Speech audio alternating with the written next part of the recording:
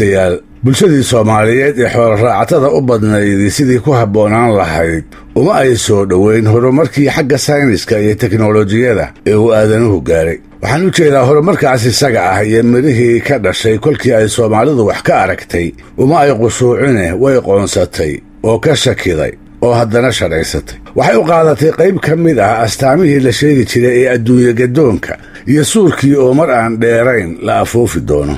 barnaamijkii toddobaadkii hore sidii aad ku maqasheenna dhaqangelinta aragtiyihii sayniska farsamooyinkii lagu gaaray ee jeerkaas Soomaalida ka fajiciyey waxa ugu daraa dayuuradda iyo taarkii wararka meelaha fogfog looga soo tabin jiray. taana waataynu u soo daliishanay tixa ay tiriyeen maansayahanadii xilligaas noolaa qaarkood, gamuuto cabdilla cali, guuleed jucfe iyo maxamuud cali beenaley.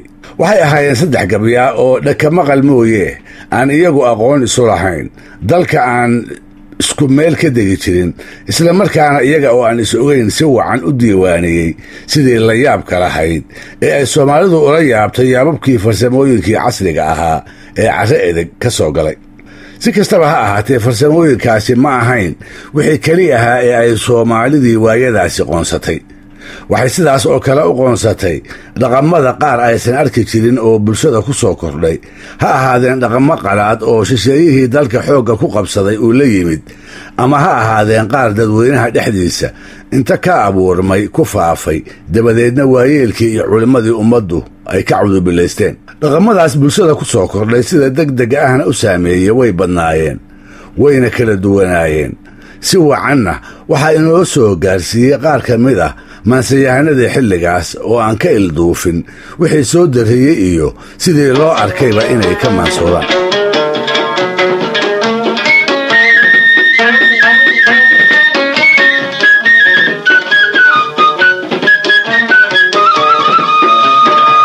aanu horraysiiyo guuleed jucfe oo in badan oo dhaqamadaas ka mid a tix dhan u huray.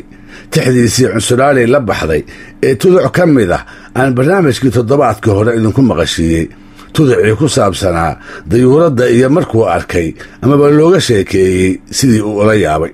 guuleed wuxuu ku garaadsaday iyada oo ninka geela badan lihi uu Soomaalida ugu hodansan yahay, markuu soo muuqdana aan fadhiga lagu salaamine loo wada kaco.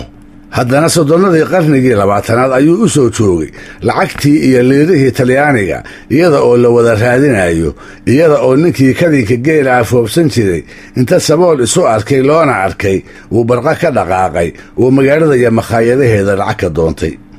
wuxuu ku garaadsaday iyada oo garta loo geysta culimmada iyo odayadii ka'ab tolka ay ka dhasheen madaxda u ahaa.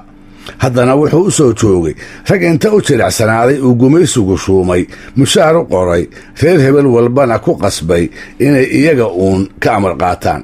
wuxuu ku garaadsaday fardaha oo lagu duulo, fardaha oo geela lagu soo dhaco ama lagu soo dhacsado, fardaha oo yaradka lagu daro, fardaha oo kii baxdow ah la tamadiyo, fardaha oo lagu taxtaxaasho laguna xaragoodo. haddana wuxuu soo gaaray iyagii oo inta qiimo beelay dhaqaalihii laga daystay kadib markii ay baabuurtu dalka soo gashay. wuxuu ku garaadsaday culimmada oo keligeed xirata dhar lagu yaqaan oo ay cimaamaddu ugu muuqaal dheerayd.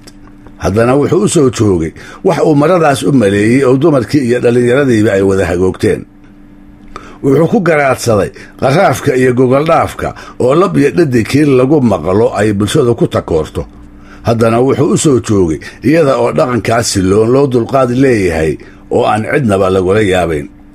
markaas buu yidhi, cubtan geela cawl iyo idiin culus wadaasheeda 100 cagala wiil foofsadaa cuud lahaan jiraye cayr weeye liiraad ninkaan caawa meel dhigana in makhaayad cayshkii dhex galay sow cunsura maaha.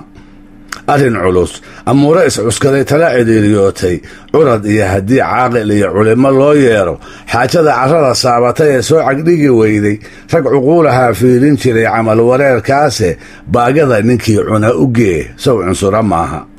wax cimaamad loo qaadan jiray caabud ee bahaye culumiya waxaa loo ogaa caalin diingalaye naflaa loo cubtamay oo dadkii caam ahaan xidhaya ciyaal iyo carruur baa wata iyo cabasa naagoodii caarootigan laysku rogay sow cunsura maaha.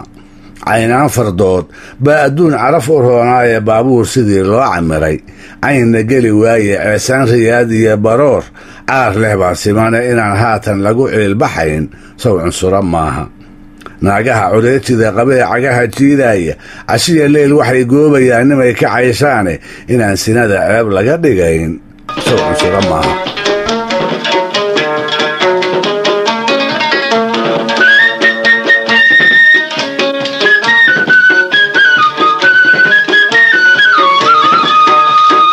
dhegaystayaal, allaha u naxariistee darwiishkii la oran jiray Ismaaciil Mire wuxuu ahaa gabyaa aad ugu dhagadaroora waxyaabaha hareerihiisa ka soconaya, maaseyahan dareemi og isbedelada xagga dhaqanka ee bulshadiisa ku dhacaya. aalaaba isagu magaalooyinka ma tegi jirin, hase ahaatee wuxuu warsan jiray dadka ka yimaada.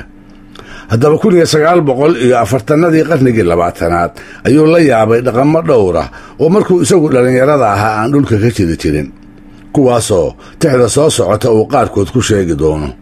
waxaana ka mid ahaa xiriirkii qaraabanimada ku saraysnaa iyo istaakulayntii xigtanimada ku dhisnayd oo soomaalida dhexdeeda ku sii wislahayd, fardihii lagu dhaadan jiray oo aan bahalka laga soo xeraysanayn iyo dameerihii la yasi jiray oo la dhaqaalaynayo lana subagsiinayo, gabdhihii dhowrsanaan jiray oo inta miyiga ka wada yaacay markay magaalooyinkii tageen faraha lagu wada fiiqaayo, dumarkii la qabay qaarkood oo raggii qabay inta ka rug doorsaday kuwo kale iska mehersanaya, kii horena ima qabo ama waan iska fasakhay af buuxa ku leh. ugu dambaysta aakhir saban inay tahay ayuu Ismaaciil ka badin waayey, markaas buu eebbaweyne ducaa ula jeestay isaga oo naarihiisa ka magangalaya. tixdaas oo la yidhaahda adduun dabadii wuxuu Ismaaciil tuducyadeedii qaarkeed ku yidhi: dadka wada dhashay ee aan lahayn diirnaxa iyo xeebad, labada uurka soo wada dabtay ee daacad kala weyday, daa'imow maxaa xigi adduun dabadii weeyaane.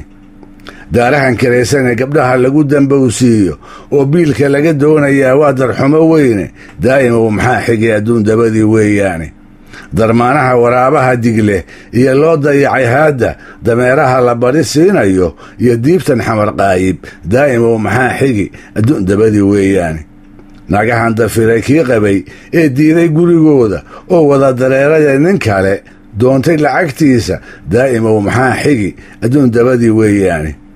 hadday dunidu khayr leedahoo la isu daynayo dadkii xaawo laga uumay iyo duudkii nebi aadan darajada kuwii loo dhalay baan laga dareershayna saban aakhir inuu daahir yahay, suurna daba joogo doqon iyo ninkii nacasa iyo daaldhahan garanne cadaabaha dabkoodiiyo allow naar ha nagu daadin.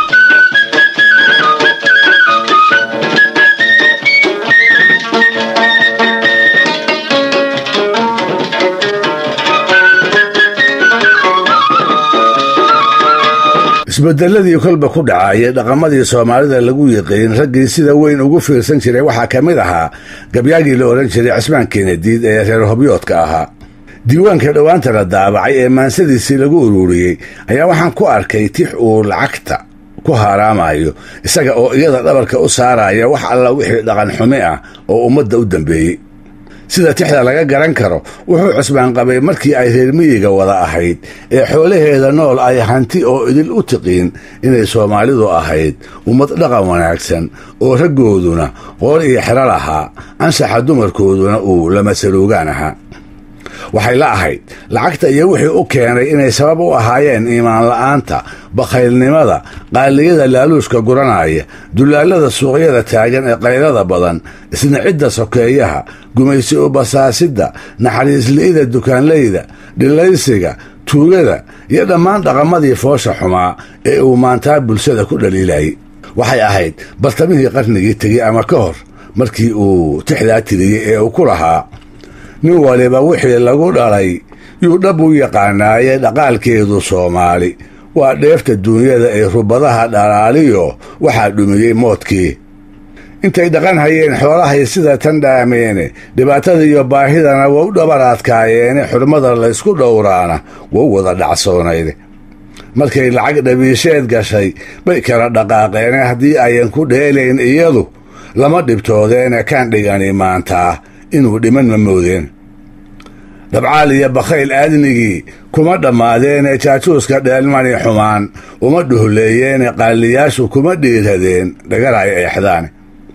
dulaaladu dhawaaq iyo cilaaq lama dhukaameena suuqyadana dhaar beena iyo dhirif ma joogeene dukaanley dhadhaab iyo qalbiga dhagax ma moodeen layskuma dhowaadeen kufriga lamana dheeheenee dhallaankii iyo khalqigu waalidkii dhalay ma dayseene naaguhu ma dhaafeen xilkii mana dhilloobeen badahaa dhib weyn iyo khatara laguma dhoofeene tuugadu dhurwaayada sidood uma dhaceen daare hawana lama dhaqaaqdeen dadkii dhowrsanaan jire wuxuu wada iyo wuxuu wadaba wuxuu ku soo gooyey dharagta iyo diyahaalku ways dhinac ordayaane dhuuniga risqina waa intuu dhigay ilaaheene isagaa inoo dhiibayee inaynu dhowraa eg